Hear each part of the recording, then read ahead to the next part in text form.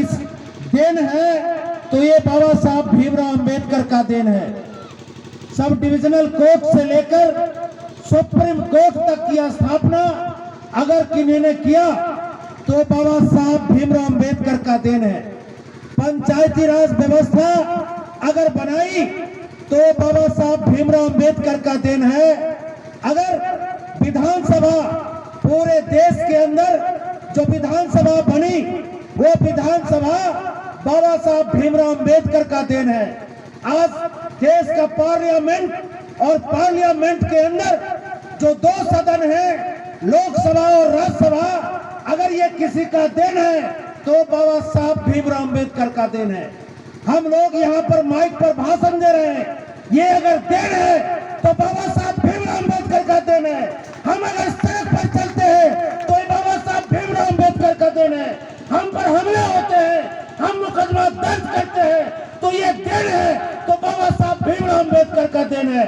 हमको न्याय पाने का अधिकार, शिक्षा पाने का अधिकार, नौकरी प्राप्त करने का अधिकार, शोषण के विरुद्ध आवाज बुलंद करने का अधिकार अगर किसी का देन है तो ये बाबा साहब भीमराव अंबेडकर का देन है।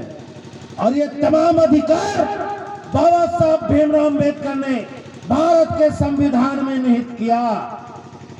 और वो भारत का संविधान से रेवाड़ी का पंचायत चलता है, भारत के संविधान से अंगार थाना चलता है, भारत के संविधान से समस्तीपुर का कलेक्टर चलता है, भारत के संविधान से मुख्यमंत्री नीतीश कुमार चलते हैं, भारत के संविधान से ही नरेंद्र मोदी प्रधानमंत्री भी चलते हैं। कहने का मतलब ये है भाइयों कि हमारे देश के अंदर संवैधानिक व्यवस्था है और उस संवैधानिक व्यवस्था में लोकतांत्रिक अधिकार है। इस देश का 145 करोड़ लोग और उसको भारत के अंदर संवैधानिक लोकतांत्रिक अधिकार है। लेकिन 76 वर्ष बीतने के बाद जो वर्तमान में केंद्र में मोदी के नेतृत्व में जो भारतीय जनता पार्टी और आरएसएस का सरकार है, वो हमारे तमाम लोकतांत्रिक अधिकार को, तमाम संवैधानिक संस्था को वो खत्म कर देना चाहता है। जिस संविधान में हमको बोलने की आजादी है वो संविधान को खत्म करना चाहता है। जिस संविधान में हमें शिक्षा प्राप्त करने का अधिकार है वो संविधान खत्म करना चाहता है। जिस संविधान में हमें शोषण के विरुद्ध संगठित होकर के आवाज बुलंद करने का, विरोध प्रदर्शन करने का अधिकार है, वो संविधान को खत्म करना चाहती है।